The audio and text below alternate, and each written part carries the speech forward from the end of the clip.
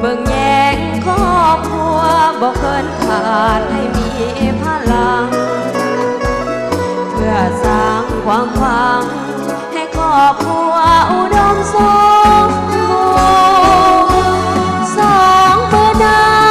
งร่วมมือสร้างให้เป็นลายสองมือนางง่ายมือให้กลายเป็นดอกผู้หานมาไว้สีมือนางงามเหมือนไข่พอจึงได้แสดงออกบ่งบอกถึงวัฒนธรรมสองมือนางได้สร้างโครงการขึ้นมาเพื่อปกปักรักษาสีมือปานีของแม่หญิงลาวให้อยู่คู่ฟ้าสูงส่งเหมือนเดือนและดาวให้อยู่คู่กับเมืองลาวสองมือนางสร้างเมืองดังว่า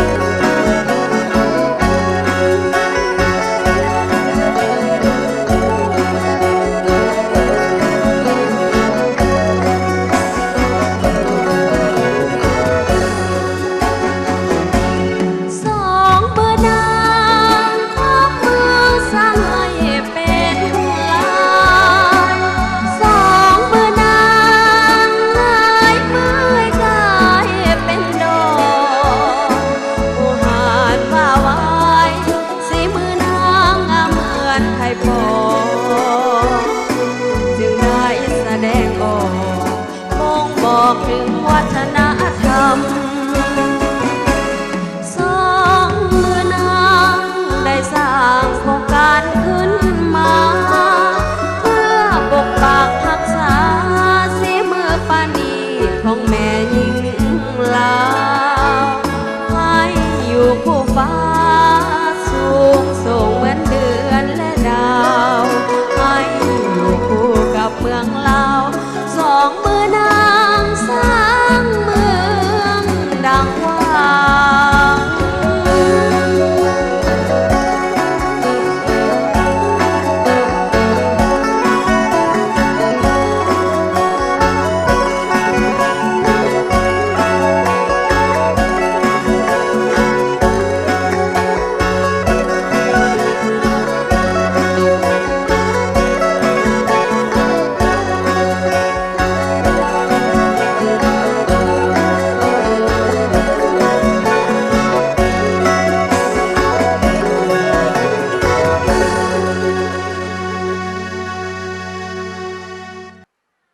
สบายดีแม้นไผก็คงจะหาสิ่งที่เป็นของตนจะมีไผที่จะมาทนเห็นมันถูกทำลายเปรียบเหมือนสิ่งที่ล้ำค่าคือดินแดนที่เฮาอยู่พวกเขาต้องเสิร์ชสู่หากสาพัฒนา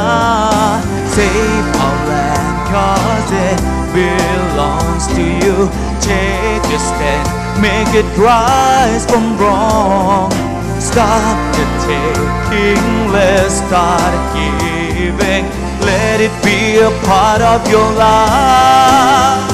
เอามาเที่ยวลาวมาลิ้นน้ำกันมาสร้างสรรค์ให้ประเทศเฮาให้ก้าวไปให้โลกได้รู้ว่าเฮาเป็นไผ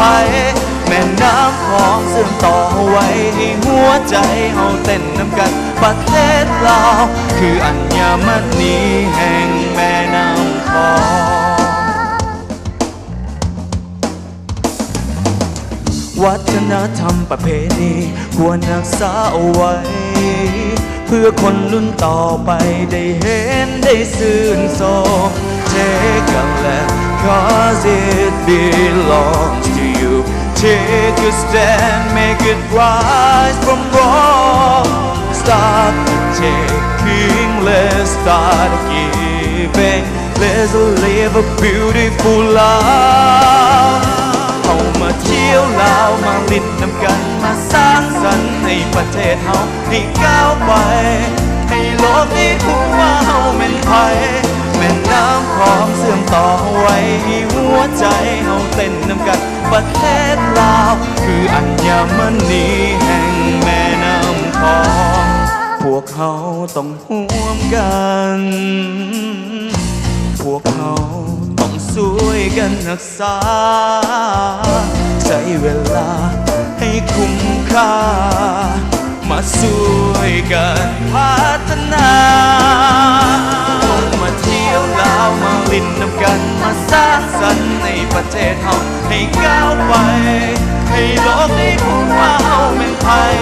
แม่น้ำคลองเสื่อมต่อไว้ให้หัวใจเฮาเต้นน้ำกันประเทศลาวคืออัญมณีแห่งแม่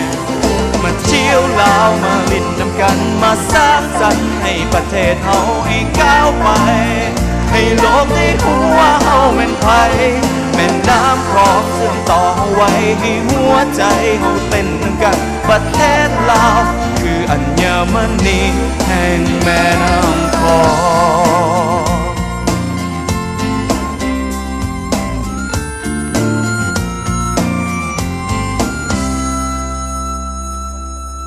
ขอบใจหลายๆ ดาวน้องขอเสียงตบมือดังๆให้กับการแสดงของพวกเราถือว่าเป็นการแสดงที่อลังการเนาะให้กับบรรดาทานนี้ได้ติดตามรับชมกัน และสำหรับในตอนนี้ก็ถือว่าบรรดาทานจะได้มาพบกับอีกหนึ่งความงามของบรรดานางสาว ที่จะมาในสุดลาติทันสมัยเนาะซึ่งว่าทานจะได้พบกับทั้งสาวนางสาวนั่นเอง Ladies and gentlemen, our 20 contestants are now ready. Please welcome the ladies in their evening gowns. ซึ่งได้รับการสนับสนุนจากทาง Cat Design เอาเป็นว่าสำหรับตอนนี้ทางบรรดาทานพร้อมแล้ว ขอสันดานติดตามรับชมได้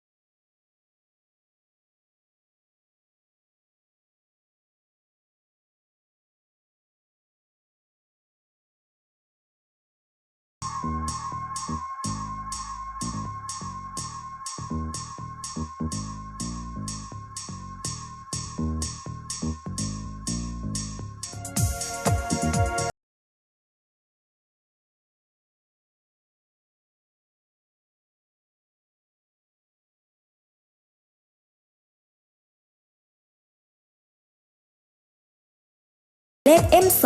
จากนครหลวงเวียงจันทร์นักศึกษาปริญญาตรีมหาวิทยาลัยแห่งชาติคณะเศรษฐศาสตร์การวางแผนและการพัฒนาปี 3 และวิทยาลัยลาวอเมริกาสาขาภาษาอังกฤษนางมีพรสวรรค์ทางด้านการเว้าความสามารถพิเศษสามารถเว้าภาษาเกาหลีได้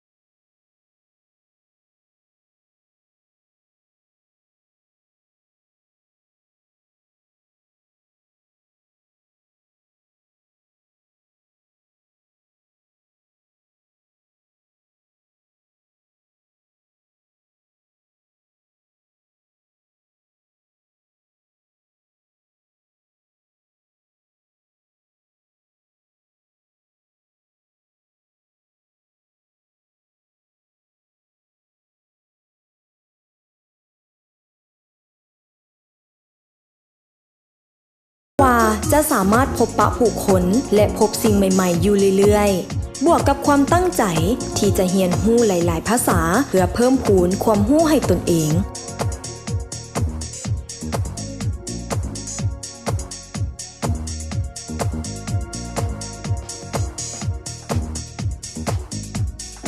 หมายเลข MC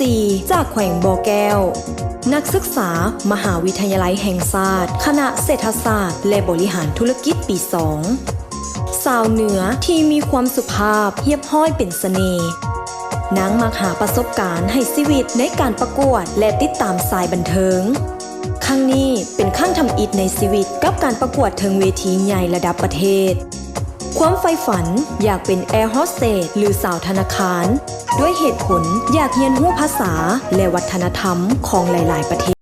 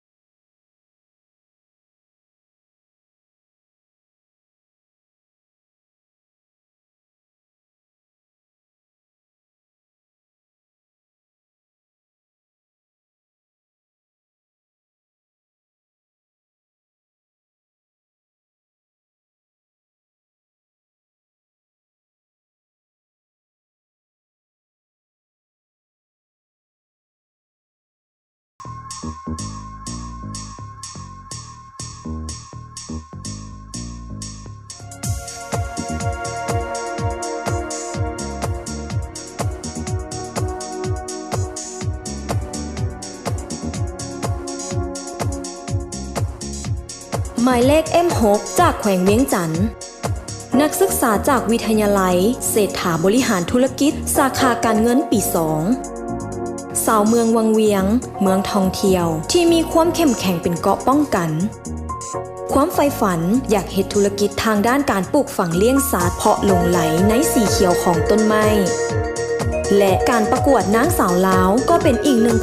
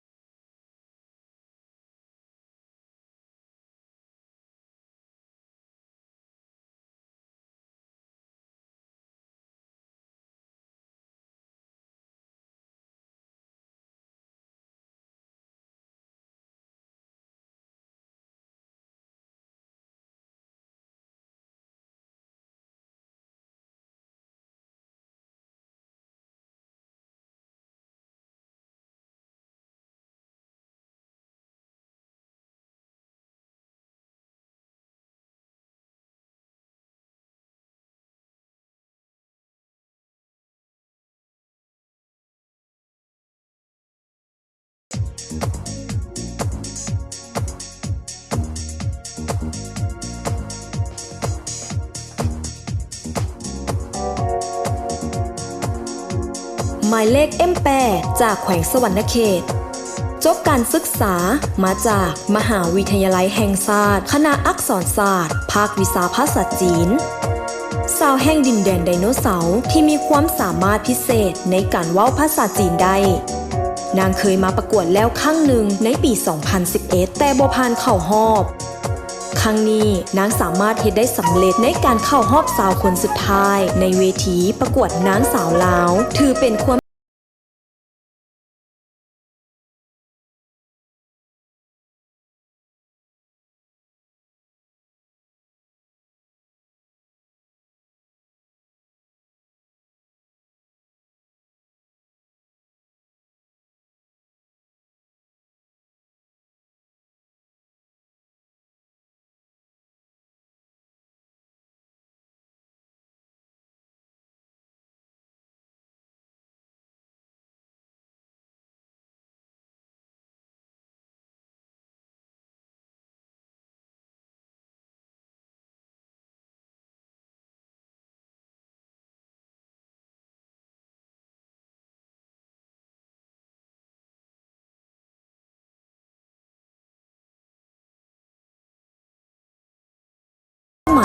คืออยากจะเฮ็ดสิ่งที่ตัวเองมักให้พ่อและแม่ภูมิใจในตัวของนาง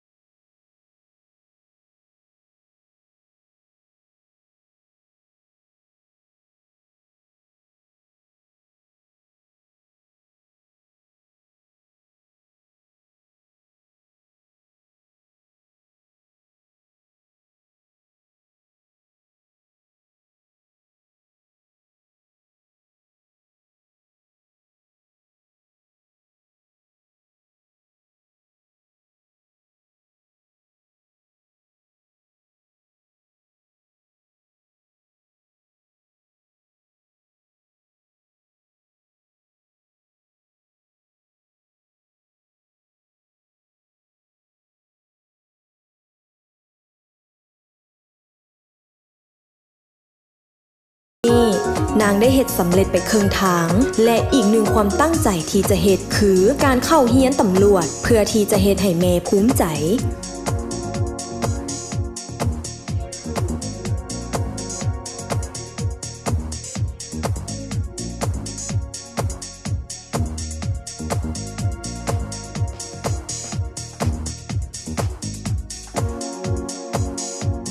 หมายเลข M12 จากแขวงเวียงจันทน์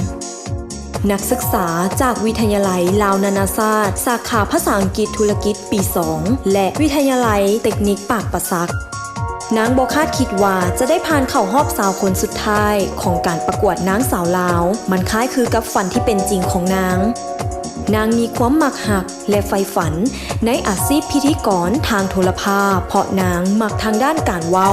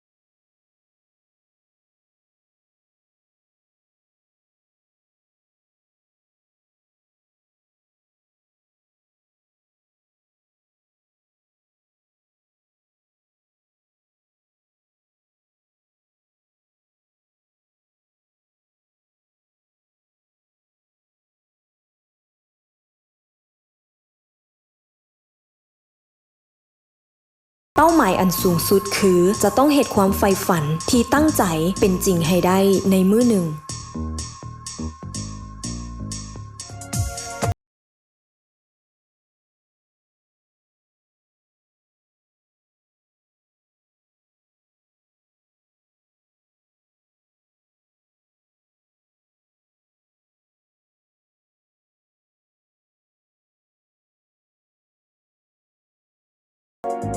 หมายเลข M14 จากแขวงไสยบุรีจบจากมหาวิทยาลัยสุภานุวงศ์แขวงหลวงพระบาง สาขาวิชาเศรษฐศาสตร์ทั่วไป ระดับปริญญาตรีด้วยคะแนนเกียรตินิยมอันดับหนึ่งสาวเหนือที่มี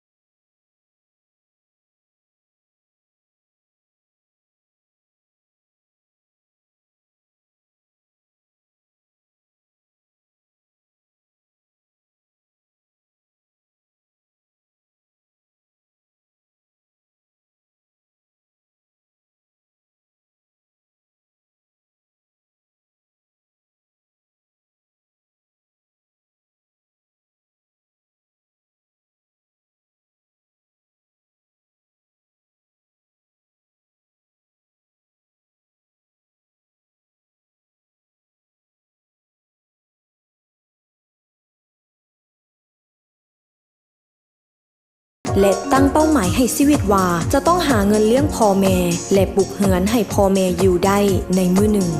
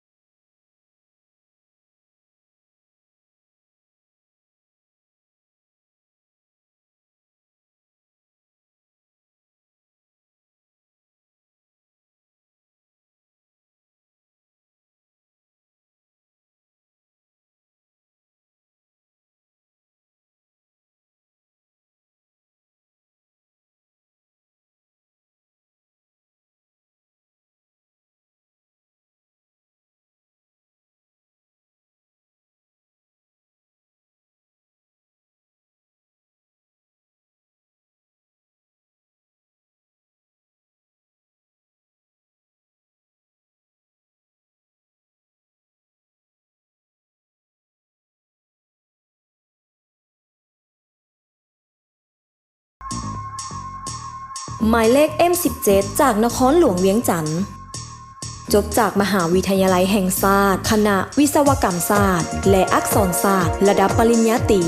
สาวตำรวจกวดคนเข้าออกเมืองที่มีความใฝ่ฝันอีกหนึ่งความใฝ่ฝันคือการได้ร่วมประกวดนางสาวลาวเพราะอยากใส่ความรู้ความสามารถที่มีอยู่สู่เวทีแห่งนี้